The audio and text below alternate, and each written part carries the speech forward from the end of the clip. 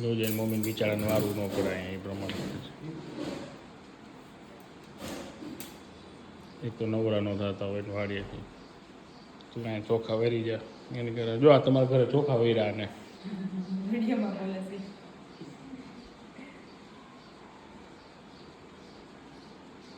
આવતા વર્ષે ન આવવા દેતા